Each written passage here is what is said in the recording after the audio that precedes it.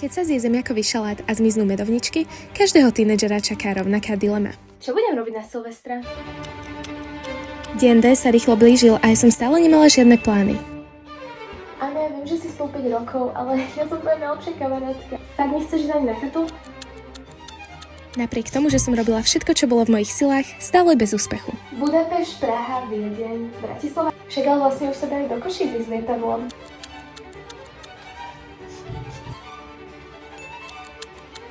Jak nemôžeš vedieť, čo máš naplniť o 2 dní? No a keď už som naozaj strácala nádej a myslela som si, že budem na Silvestra sama, zrazu... Spáj si teplé veci, ideme do Poľska. Na Slovensku aj tak sneh nemáme a takto ešte aj ušetrím peniaze. OK.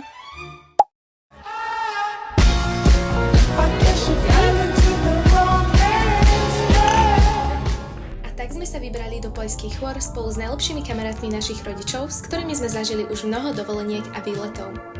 Samozrejme, ako praví dedinčania, sme nemohli zabudnúť 10 na cestu. Už hneď pri zastávke na obed som si uvedomila, že natáčanie s mojimi účinkujúcimi bude tak trochu náročné. No, prestaň.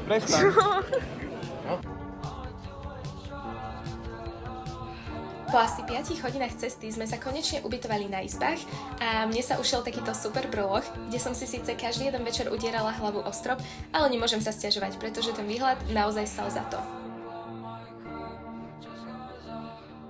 Ráno vstanem a prvá vec, čo vidím, je tak 20 cm snehu na našom balkóne. To sú, že sa už to stratí, no.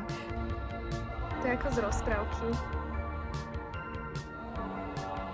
Takto sa zdochyna o 10 ráno. Naše rána boli pokojné, voňali kávou a boli sprevádzané rozhovormi pri raňajkách. Šup, už aj lekvár chcú vidieť ľudia. Potom sme sa vybrali objavovať centrum mesta Zakopane.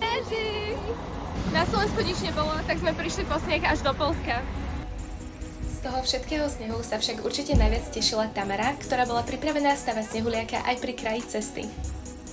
Mierili sme na vianočné trhy, no Erikovi sa podarilo cestou stretnúť svojho nového najlepšieho kamoša, aj keď najmä vďaka úplatku.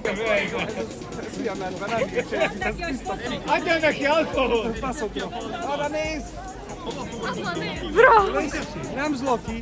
No, i tací.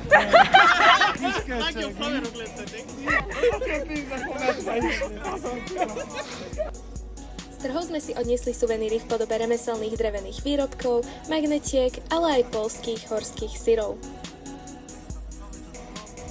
A v stálych minus 15 stupňoch sme sa samozrejme zahrievali vareným vínom.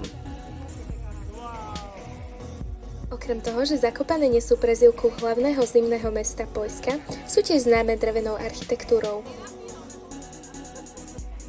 No a toto nebol náš prvý výlet do Zakopaného a preto sme sa vracali stále do našej obľúbenej reštaurácie, kde nás už poznajú všetky čašničky. Zasytila nás poľská kuchyňa v podobe pyrohov, zemiakových placiek a iných špecialít. Ako vám chutí poľská kuchyňa? Amazing! Ako slovenská. Ulice mesta sú celoročne plné turistami, obchodíkmi a živou hudbou.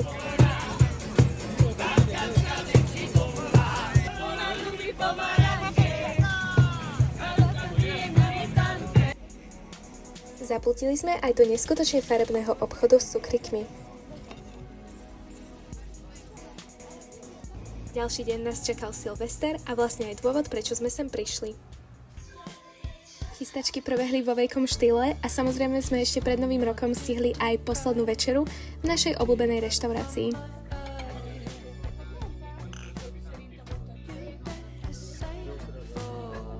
A pred našou cieľovou destináciou sme nezabudli ani na tekutý sveter. Pijem v práci, počas pracovnej doby.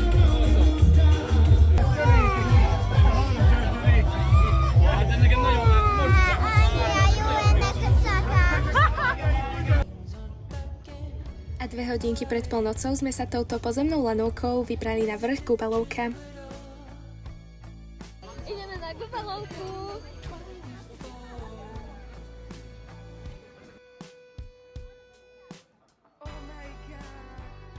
Bol to naozaj rozprávkový zážitok. Celý vrch kričal Vianocami, či už výzdobou alebo celkovou atmosférou.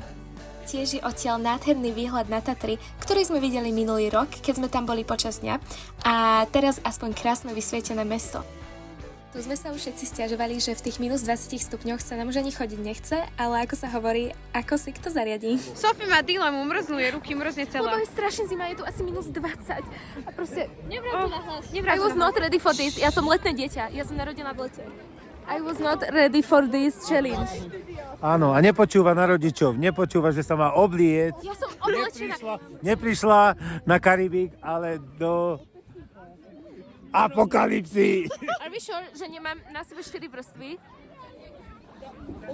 Ja som letné dieťa.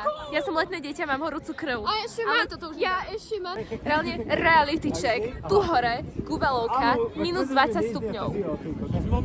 Ako na nový rok, tak po celý rok? I hope not. I hope not. Decka, lebo toto akože...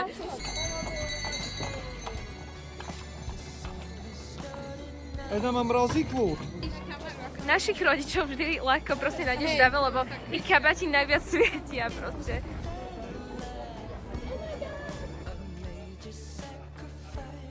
V živote som na nový rok nečakala viac ako teraz. 2026. You better be good.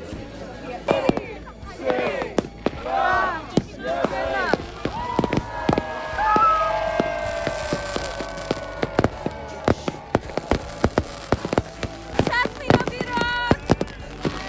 Šťastný nový rok!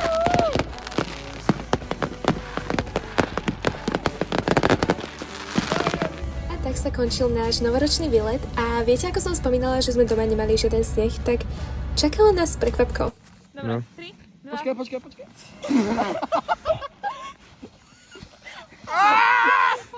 Sophie!